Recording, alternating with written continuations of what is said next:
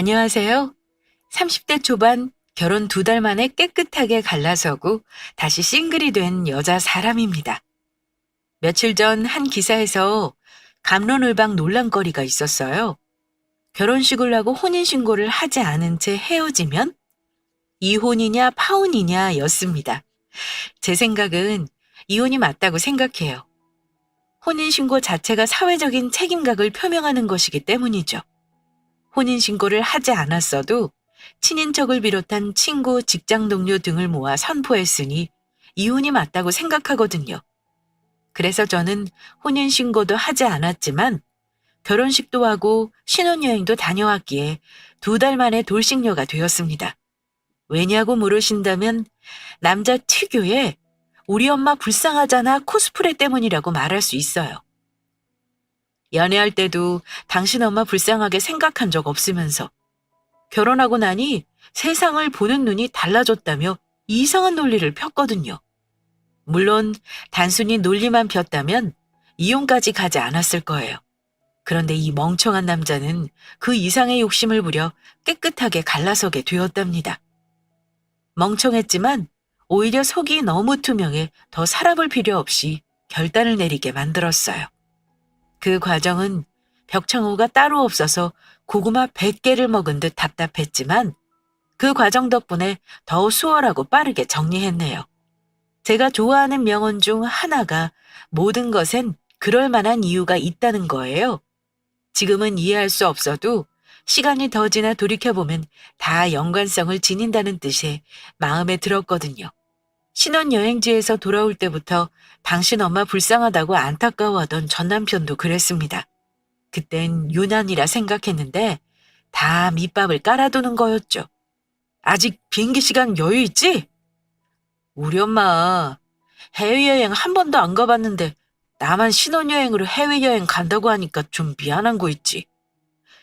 명품 가방이라도 하나 사다 드릴까? 그럼 좀 덜 미안할 것 같아. 자기가 좀 골라줄래? 당신 명품 가방 좋아하니까 어떤 디자인이 좋은지 잘 알 것 같아. 나는 그 가방이 그 가방 같아서 잘 모르겠다. 같이 골라줄 거지? 어머님 명품 가방? 어머님 가방 좋아하셔?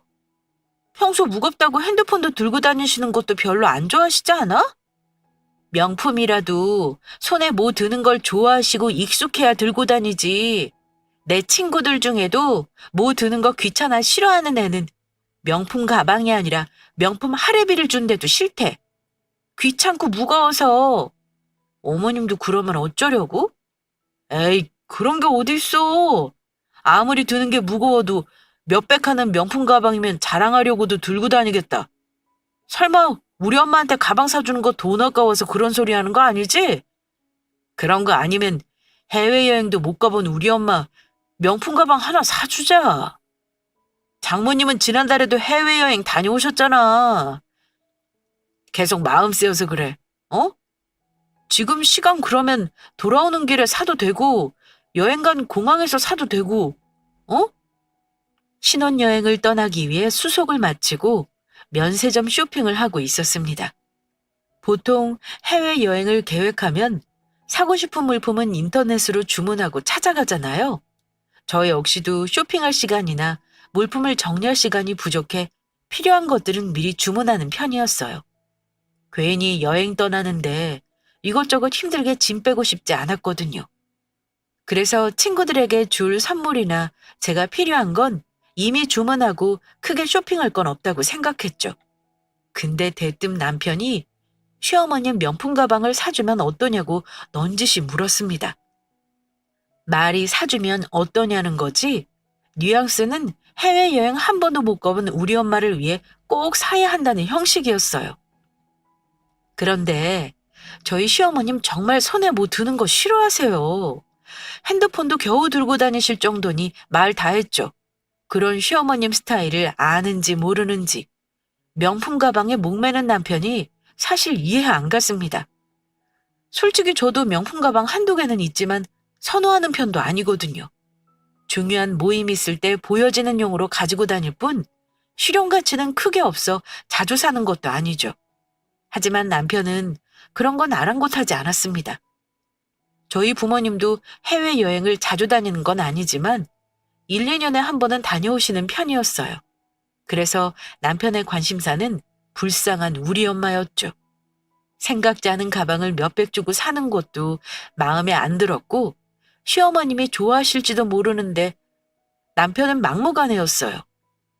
꼭 신혼여행 갈 때 사는 게 아니더라도 귀국할 때 사도 괜찮으니 사드리자며 저에게 답을 듣기 원했습니다. 글쎄, 어머님이 좋아하신다면 한 번은 생각해 볼 수 있는데 확실하지도 않은데 예상에 없는 몇백 사용하는 건 좀 그래.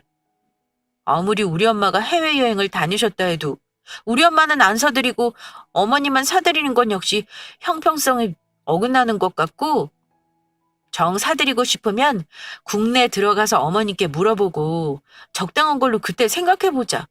한두 푼도 아니고 덜컥 살 정도로 우리가 여유 있는 건 아닌 것 같아. 내 말 무슨 뜻인지 알지?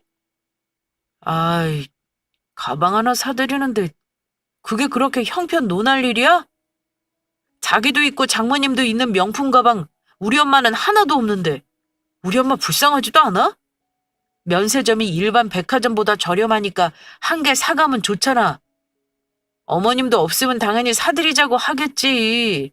근데 자기랑 우리 엄마 장모님이 이렇게 내 가족에겐 유일한 여자 셋인데 우리 엄마만 명품 가방 없으니까 속상해서 그러지. 내 맘도 몰라주냐? 사실 이때 예감을 좀 했어요. 원래 사연을 즐겨 듣는 건 아니었는데 결혼을 앞두고 결혼에 관한 이야기, 시댁에 관한 이야기를 들으면서 내게도 일어날 수 있는 일이라 생각했거든요. 일부 남자들이 연애할 땐 당신 엄마 불쌍한 거 하나도 표현하지 않다가 결혼하고 하나둘 속내를 드러낸다던 사연을 들었어요. 그게 시작이라는 건 종종 들어서 알고 있었던 거죠. 근데 신혼여행을 가는 동안 시어머님 불쌍하고 안쓰럽다고 명품 가방 사드리라는 그 말이 좀 쎄하게 들렸습니다. 뭐지? 싶었던 거죠. 전에 없던 시어머님 이야기가 나오는 게 이 남자도 그런 부류인가 생각을 고쳐먹게 만들었거든요. 연애 때 효자 모습이 보였다면 아예 결혼을 안 했거나 또는 어떤 효자인지 알고 싶었을 거예요. 효자 중에서도 내 부모만 소중한 사람이 있는 반면 사랑하는 여자의 부모님까지 소중하게 생각하는 사람이 있으니까요. 전자라면 안녕을 고하고 헤어지는 게 당연하죠. 하지만 후자라면 양가 부모님께 받은 사랑 되돌려주고 사는 거 전 좋다고 생각합니다. 하지만 결혼 전 연애할 때 남편 모습은 그 어디에서도 속하지 않았어요. 그래서 혼란스러웠죠. 왜 이런 부류의 남자들은 결혼하고 나면 갑자기 관심도 없던 자기 엄마가 안타까워질까요? 대리효도? 며느리는 봉?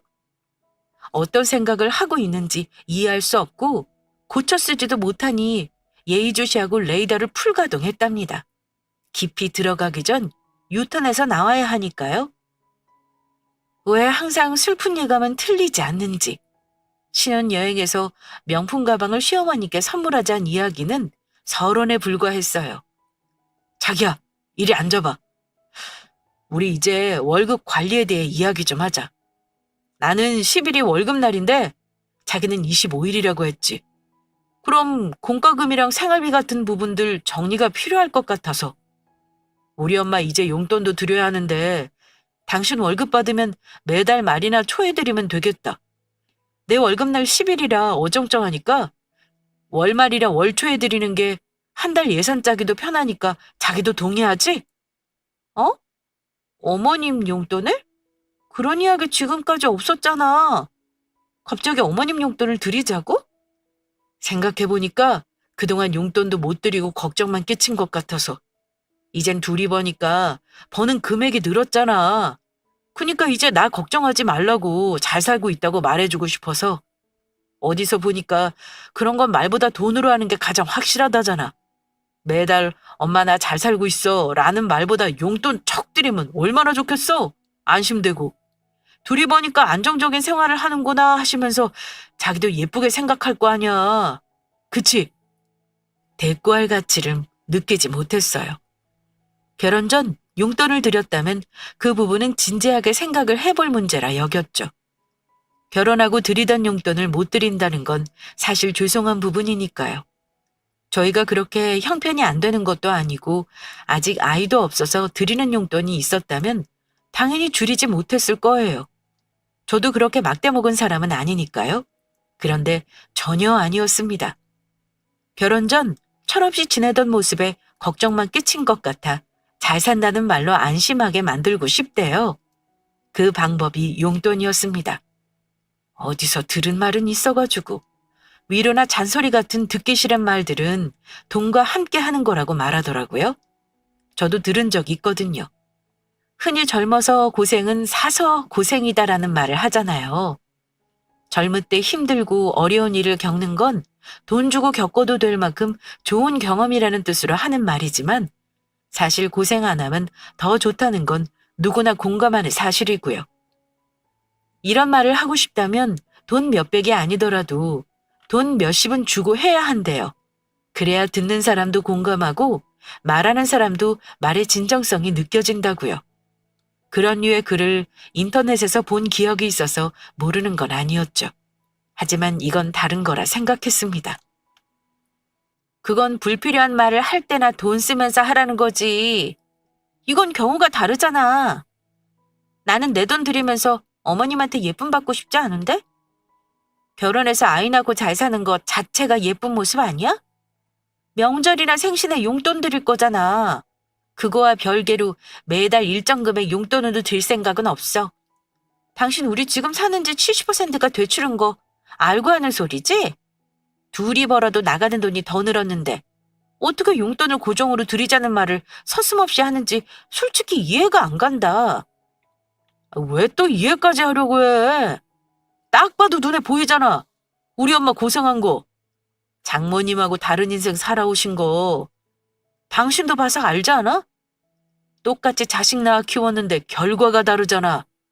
이제 나도 결혼해서 안정적인 삶을 살기 시작했으니까 우리 엄마도 달라져야지. 안 그래? 혹시 말이야. 나 모르게 연봉을 났어? 뭐 그랬다면 그 오른 금액만큼 어머님 용돈 드린다는 건 뭐라 안 할게. 예상했던 범위보다 당신 말대로 수입이 늘었으니까. 뭐 그 정도는 나도 이해하도록 해볼게. 그런 거야? 뭐야. 안쓰러운 우리 엄마 용돈 주려면 내 월급이 올라야 해? 그래야 줄 수 있을 정도로 우리가 못 사는 거 아니잖아. 나가는 돈이 많아도 결혼 전보다 내 월급의 2배 이상 수입이 늘었는데 어떻게 엄마한테 매달 용돈도 못 드리냐?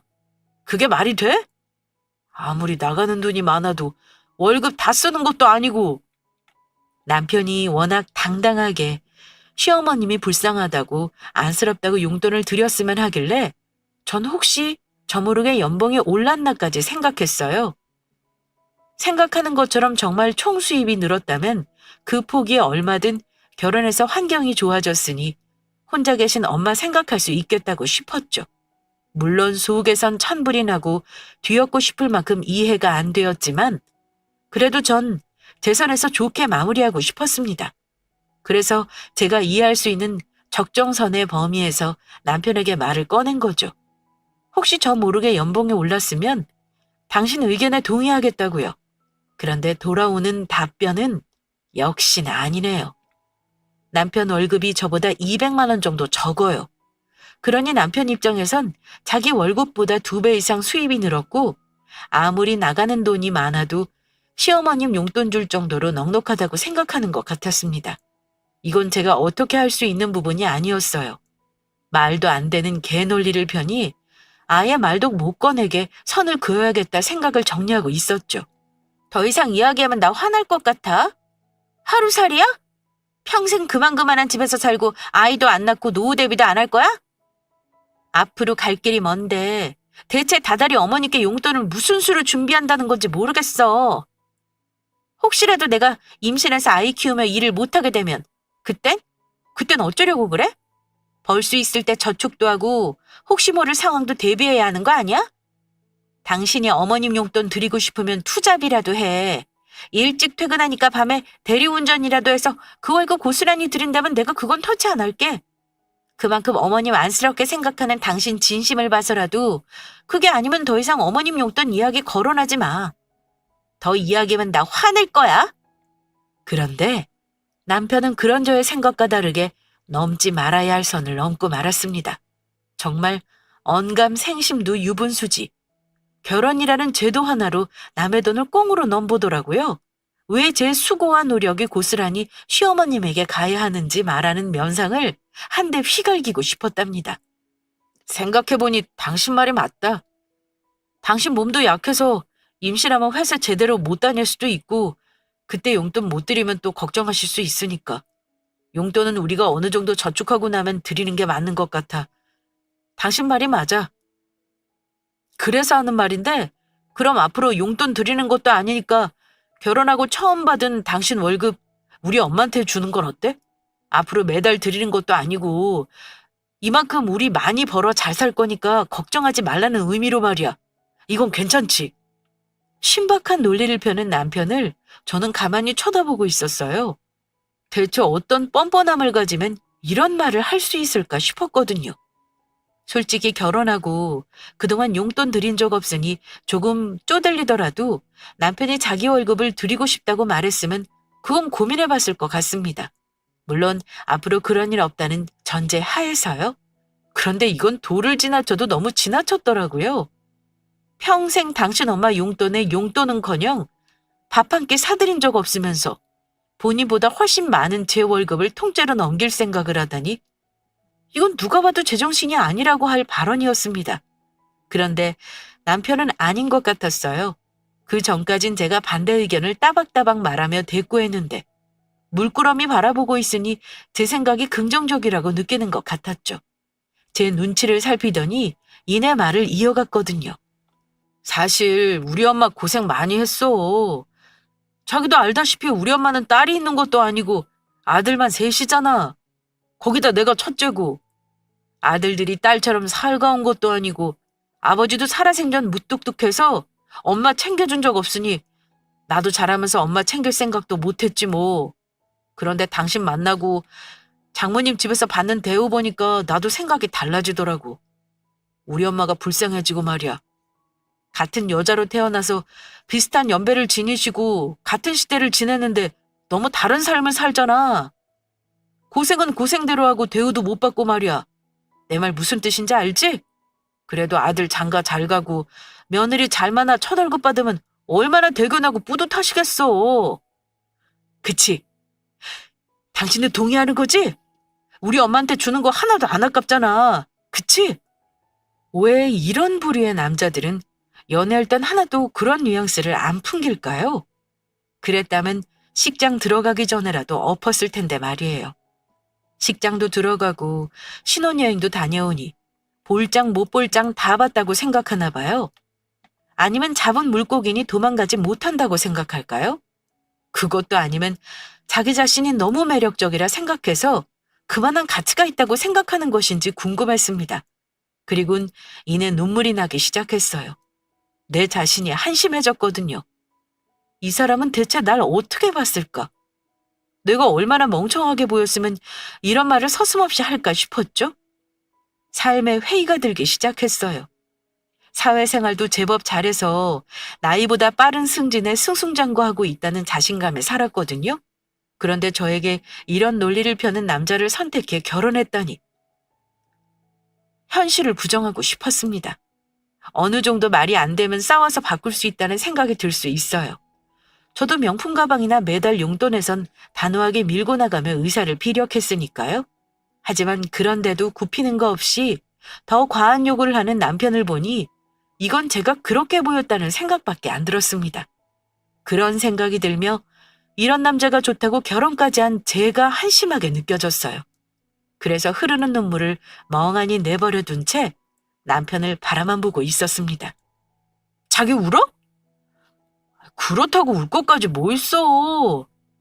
자기가 생각해도 우리 엄마 살아온 인생 기구하지. 아들들은 다 자기 살 길 바빠 용돈이나 밥 한 끼 제대로 사드린 적 없는데 말이야. 엄마는 뭐 예쁘다고 악착같이 생활비 벌어서 부족하지 않게 키워주셨나 몰라. 그래도 자기 만나 나 철들었다. 그치? 그런 며느리가 번 첫 월급 받으시면 얼마나 좋아하실 거야? 아, 울 거 없어. 자기야, 이제 우리 엄마 행복할 날만 남았는데 뭘. 다 자기 덕분이야. 어이구, 내가 사랑에 안 빠질 수 없다니까. 이렇게 마음이 어리고 예쁘고 능력도 있고 말이야. 흐르는 눈물을 닦아주는 남편을 가만히 보다 마지막 기회를 주고 싶었어요. 미쳤다고 손가락질 하실 수 있지만 적어도 내 부모에게 같은 마음이길 바라는 작은 미련이 남았거든요. 이건 남편에 대한 사랑 때문만은 아니었어요. 적어도 내가 그렇게 멍청하지 않다는 나에 대한 작은 연민 같은 느낌이었습니다. 연애할 때 그런 모습을 보이지 않았기에 알 수 있는 방법이 없었어요. 결혼하고 일주일 만에 말도 안 되는 논리를 펴며 제 월급을 몽땅 시어머니께 주자는 헛소리를 하지만 우리 부모님에 대한 마지막 마음을 듣고 싶었습니다. 물론 예상을 못하는 건 아니었어요. 그냥 지푸라기라도 잡는 심정이었다고 말하면 그때 제 심정이 잘 와 닿을까요? 적어도 그 정도의 쓰레기는 아니길 바라는 마음이었으니까요. 그래서 조심스럽게 남편에게 물었습니다. 저희 부모님에 관해서요? 똑같은 마음은 아니더라도 생각을 하고 있다면, 그랬다면 헤어지더라도 마음이 덜 아플 것 같았거든요. 저도 알았던 것 같아요.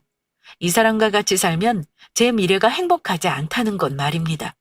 그래서 깨끗하게 뒤돌아설 무언가가 필요했던 거죠. 그런데 사람 마음이 참 간사해요. 판도라의 열쇠를 쥐고 있는데 그 끝이 궁금하면서 한편으론 두려웠거든요.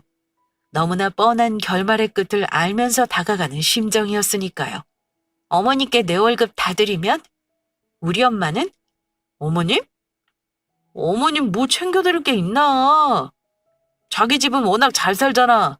아버님 직장 탄탄해서 연금도 꼬박 잘 나오고 퇴직금으로 상가 사신 걸로 월세도 잘 나오는 거 아니야? 두 분 사용하시기 넉넉하고만 뭘 용돈이 필요하시다고 그래? 처가댁은 잘 사니까 돈 한 푼이라도 드릴 거 뭐 있나? 그렇게 쓰긴 우리가 버는 돈이 아깝지. 우리가 오히려 힘들게 버는 거잖아. 우리보다 더 힘들게 사는 게 우리 엄마인 거고 돈의 흐름은 그렇게 가는 게 맞는 거지. 안 그래? 잘 살고 안 살고 문제가 아니잖아. 용돈을 받는 부모의 마음은 다 같은 거 아닐까? 나는 그럼 우리 엄마 서운할 것 같은데? 뭘 서운해하신다 그래?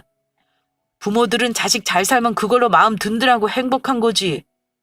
처가댁은 잘 사니까 돈 한 푼 드리는 것보다 자주 찾아뵙고 말벗 되어드리는 게 맞는 거고 우리 엄마는 고생하고 힘들게 살았으니 돈으로 보상해주는 게 맞는 거지.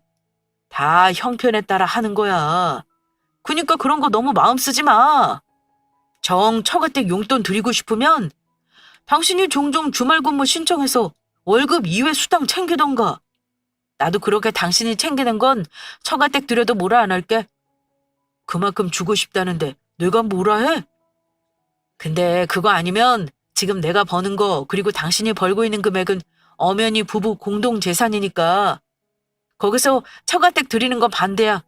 나도 분명히 의사 전달했어.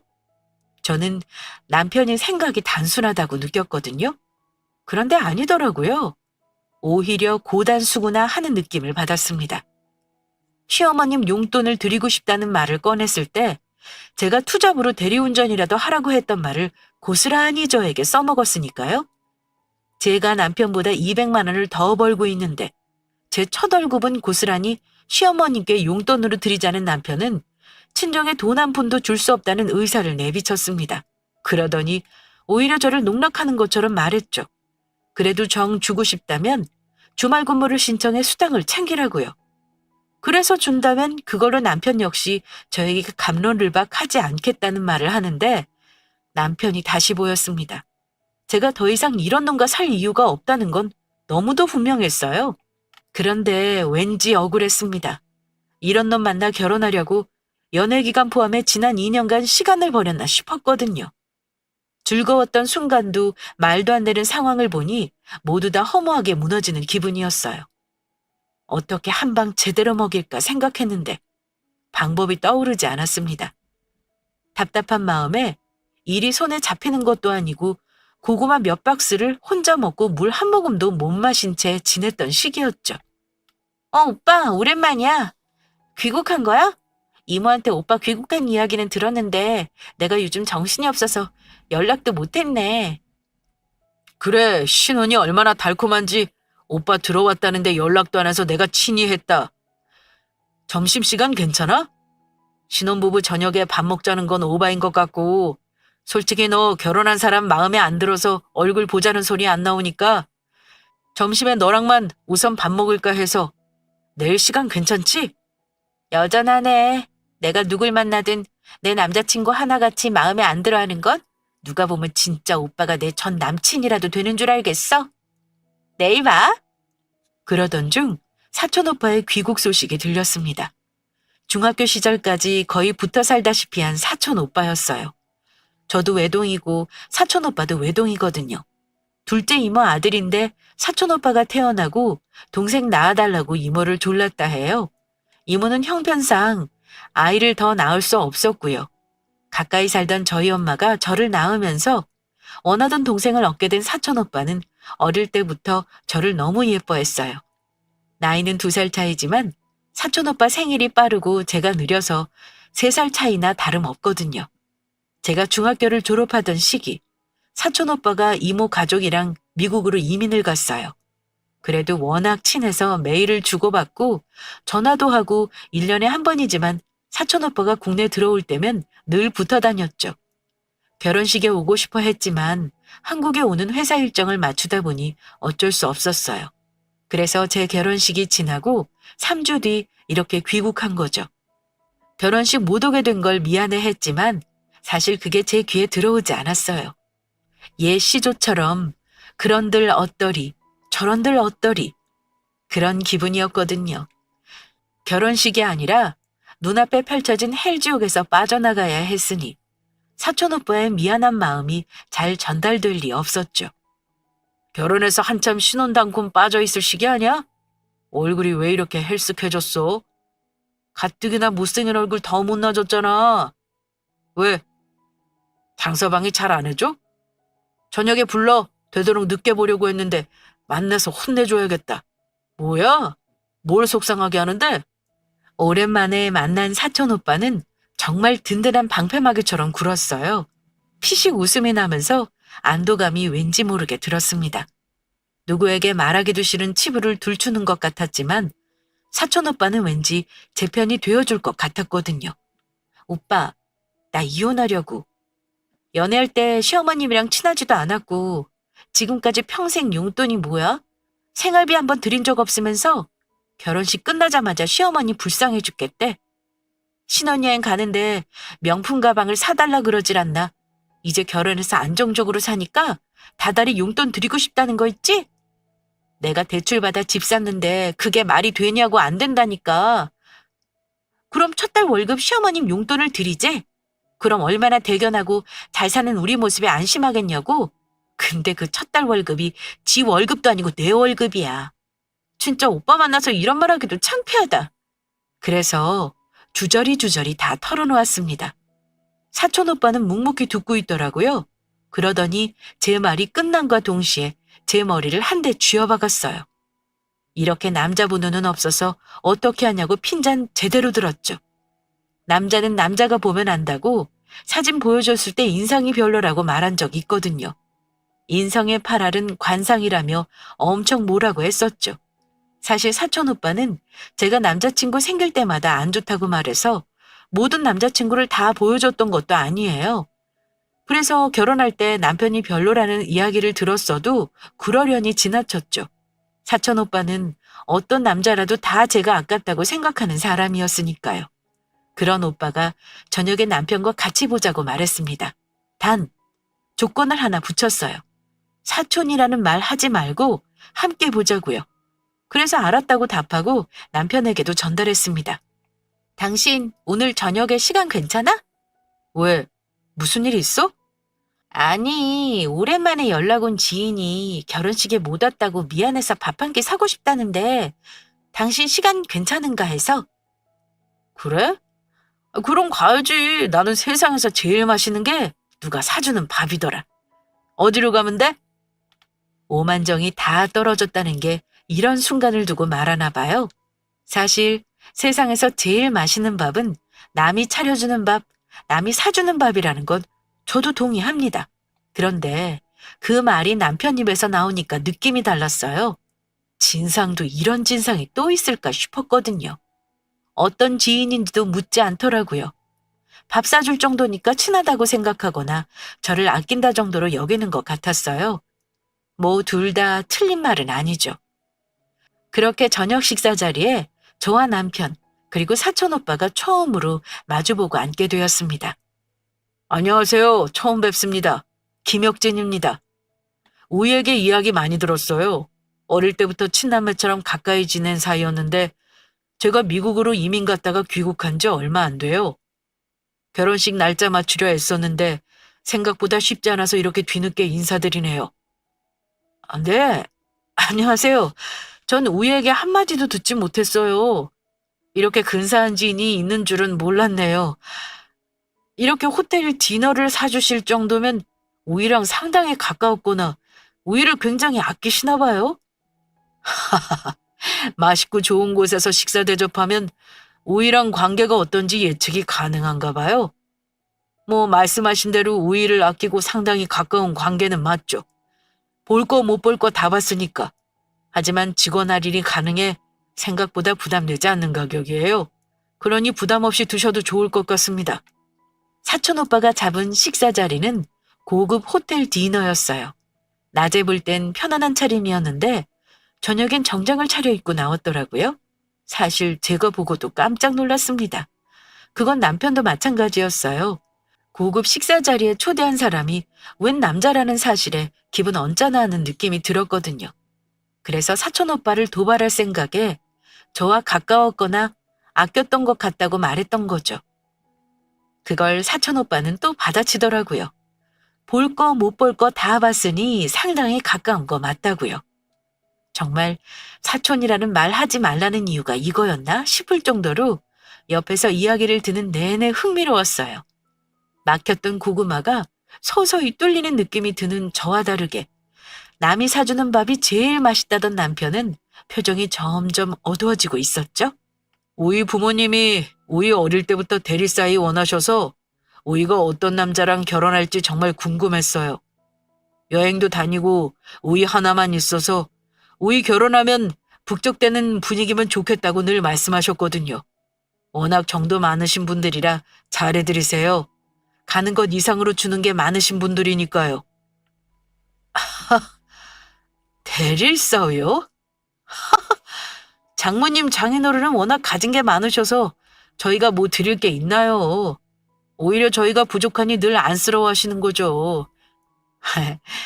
마음으로 잘하면 되죠. 진심은 통하는 법이니까요. 에이, 그런 게 어딨어요. 마음이 가면 돈도 가야죠. 제가 오늘 호텔 디너가 아니라 포장마차 우동을 사드렸어도 그랬을까요? 그랬어도 우희 아끼고 많이 친했나 보다 라는 생각이 드셨을 것 같아요? 아닐걸요? 2번 다시 만나지 말라고 화냈을 거예요. 사람 마음이 다 그렇죠. 곳간에서 인심 난다는 말이 괜히 있는 게 아니라니까요. 사촌 오빠는 작정을 한 것 같았습니다. 비싼 식사 대접을 하는 이유가 너무 분명했던 거죠.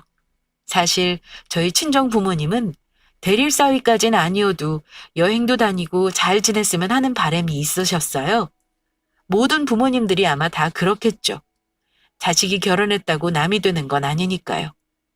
정말 결혼을 잘하면 없던 딸이 생기고 없던 아들이 생겨 더 행복해질 수 있잖아요. 거기엔 당연히 금전적 여유가 더해져야 한다는 게 사촌 오빠 이야기였어요. 가난하면 돌볼 마음도 안 생기고 곳간에서 인심난다는 옛말이 괜히 있는 게 아니라고요. 그 말을 듣는 전 진짜 속이 뻥 뚫리는 것 같았습니다. 남편이요? 상당히 불편한 티를 냈어요. 하지만 사촌 오빠는 그런 건 아랑곳하지 않았죠.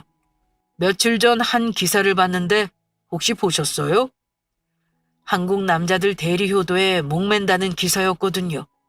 요즘 기자들 진짜 돈 쉽게 버는 것 같아요. 그런 이야기 나오기 시작한 게 벌써 10년은 더 된 것 같은데 말이에요. 아직도 그런 남자 있음 이혼당해도 진작 당하죠. 안 그래요? 예전이야 한국 남자들 결혼하면 관심 없던 부모님 걱정하며 며느리가 딸처럼 굴어야 한다, 불쌍하니 용돈 넉넉히 드린다 소리에도 여자들 참고 살았지만 어디 요즘 여자들이 그러나요? 능력도 있어 똑똑해져. 그런 남자 있으면 결혼도 못하죠. 막말로 아들은 큰 돈 들고 딸은 흙 퍼먹이고 키우는 것도 아니고 말입니다. 딸 키우는데 돈이 덜 들어서 그러는 건 아닐 겁니다. 남자들이 왜 그렇잖아요. 살갑지 못하고 여자들처럼 마음을 헤아리는 능력이 부족하잖아요. 결혼하고 안정적인 가정 살면서 아내 위하다 보면 그런 대우 못 받고 지낸 자기 엄마가 불쌍하고 안쓰럽게 느껴질 수 있죠. 전 그렇게 생각합니다. 그쵸. 그런 생각 들 수 있죠. 그런데 문제는 그러면 본인이 잘하면 되는 거지 왜 애꿎은 아내 힘 쓰냐는 거죠. 내가 못하니까 아내가 대신해라 라는 생각은 본인은 그럴 생각이 없다는 거잖아요. 결혼하려고 다정하지 못한 성격이 변해 아내에게 잘해줄 정도면 충분히 자기 부모님에게도 그럴 수 있는 거죠. 안 그래요? 거기에 더 못난 사람은 불쌍하니까 돈으로 어떻게든 보상하려는 경우죠. 이런 경우 100% 이혼하더라고요. 남자가 얼마나 못났으면 결혼 전 하지도 못했던 아내 등에 업고 하려는 건지. 기사를 보는데도 정말 한심하게 짝이 없더라고요. 대리호도 하려는 남자들 별로라는 말을 하는 사촌오빠에게 남편은 자기 생각을 말하더라고요. 남자가 여자들에 비해 살갑지 못하니 그런 마음 충분히 품을 수 있다고 말이죠. 그 말에 동조하는 사촌오빠는 그럼 본인이 해야지. 왜 아내 힘 빌어 하려는지 모르겠다며 한심하다고 한참을 기사 주제로 남편을 잘근잘근 씹었습니다. 처음엔 단순히 기사인가 보다 생각하는 것 같았는데 이야기를 듣다 보니 본인 이야기라는 걸 남편도 알아채는 것 같았어요. 반론도 펴보고 자기 생각하는 입장도 이야기해보지만 사촌오빠가 통할 리 없었죠. 물론 결론은 얼마나 못났으면 그럴까였거든요. 물론 제 생각도 그랬고요. 그렇게 식사 자리를 끝나고 집으로 오는데 그 화살은 저에게 돌아왔습니다. 대체 그 남자 정체가 뭐야? 설마 당신 첫 월급 우리 엄마에게 드리자는 말했어? 그 말 듣고 지금 기사가 어쩌네 한국 남자들 능력 없으면 대리호도 하려고 하네. 그렇게 나 엿먹이는 거야? 그래? 대체 무슨 놈이길래 결혼식 못 왔다고 한 끼에 20만 원 가까이 하는 식사를 턱하니 사주고 그래? 잤냐? 잤어? 아직 너 못 잊은 놈이라 나한테 보여주고 싶었던 거야? 우리 이혼하자. 사람이 못나도 이렇게 못날 수 있다는 걸 당신 보고 알았다. 대화하면서 얼굴 울그락불그락 하던데 당신도 당신 생각에 얼마나 창피한지 알았을 거 아니야. 그런 남자들 100% 이혼이라는 이야기를 들었고 나랑 이혼할 생각 없다면 미안하다. 생각이 잘못되었다가 맞는 거 아니야? 어떻게 겨우 한다는 소리가 그 남자 어떤 관계길래 비싼 식사 사주고 엿먹이냐는 소리를 하냐? 잤냐고? 잤냐고 물으면 같이 잔 세월이 너무 많아서 손에 다 꼽을 수도 없네. 네가 원하는 대답이 이거라면 됐지?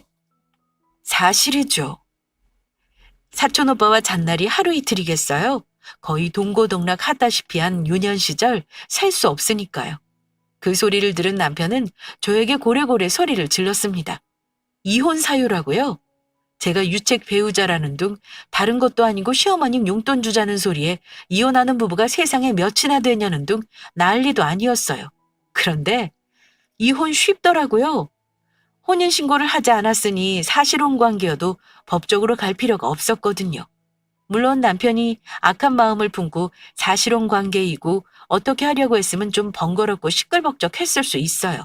하지만 그럴 배포도 없는 놈이었죠. 그렇게 이혼하게 되었습니다. 당분간 누굴 만나는 건 생각하지 않으려고요. 저 남자 번호는 바닥에 있다는 거 알았거든요. 사촌오빠는 앞으로 자기가 허락하지 않은 남자는 만나지도 말고 결혼 생각은 더더욱 하지 말래요. 그리고 지켜보는 괜찮은 놈 하나 있으니 6개월만 더 검증 끝나면 저에게 소개해주겠다는 말도 했습니다. 참 든든하죠? 요즘 벚꽃이 만발한 게 정말 이뻐요. 저에게도 봄꽃처럼 화사하게 만발할 날이 언젠가 올 거라는 기대감으로 짧고 굵었던 첫 결혼 생활 잊겠습니다. 긴 글 들어주셔서 감사해요.